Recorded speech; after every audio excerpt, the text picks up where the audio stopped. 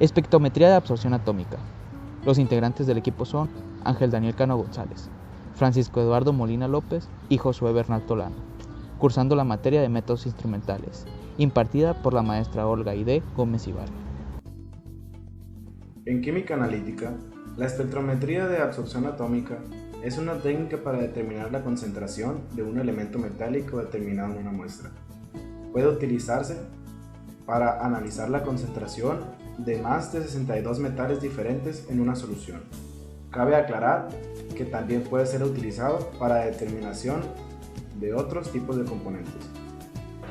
Entre las aplicaciones cualitativas se encuentra la determinación de la fórmula molecular, determinación del peso molecular, identificación de compuestos por su fragmentación patrón, identificación de productos de reacción o de productos metabólicos, caracterización y análisis de polímeros, análisis de sangre, abundancia de isótopos.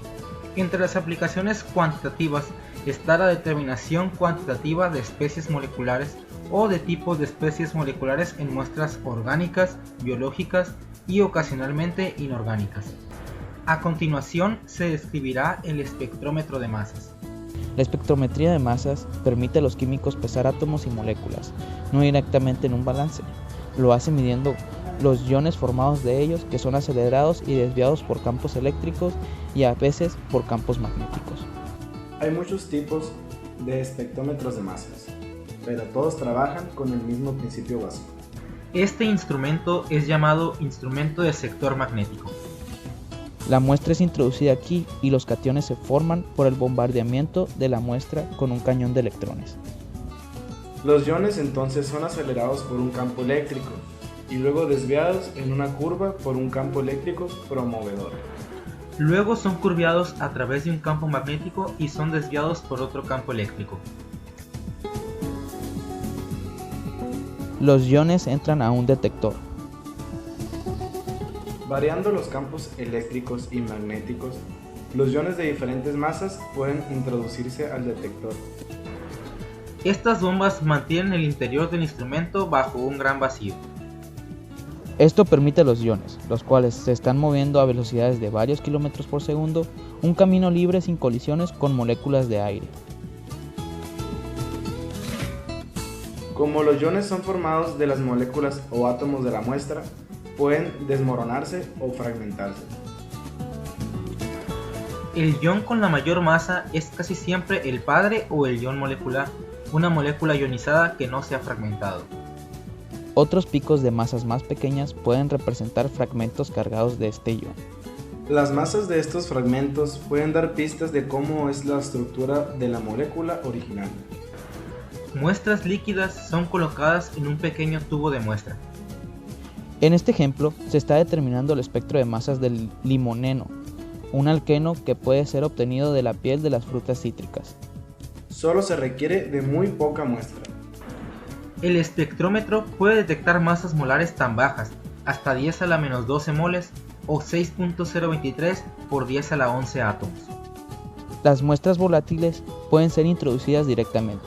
Las muestras menos volátiles son disueltas en un solvente como el diclorometano, el cual se evapora.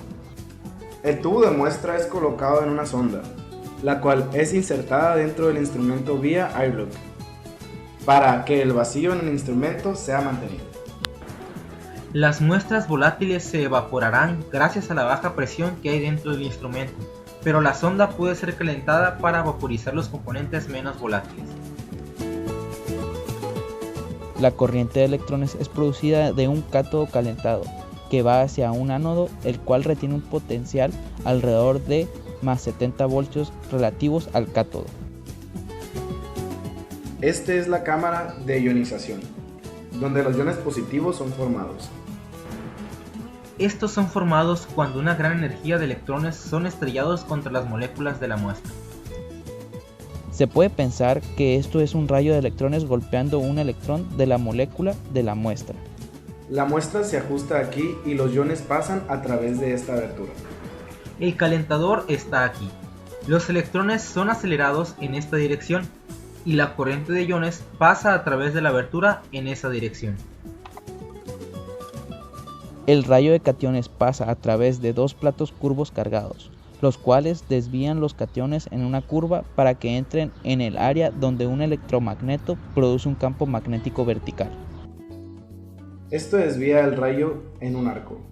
Cuando emerge del campo magnético, el rayo es desviado de nuevo por otro set de platos cargados, los cuales lo direccionan al detector. El ángulo de desviación por el campo magnético depende de la masa del ion. La gran mayoría de los iones solo tienen una sola carga, y la carga depende de la masa que posean. La desviación también depende de la fuerza del campo.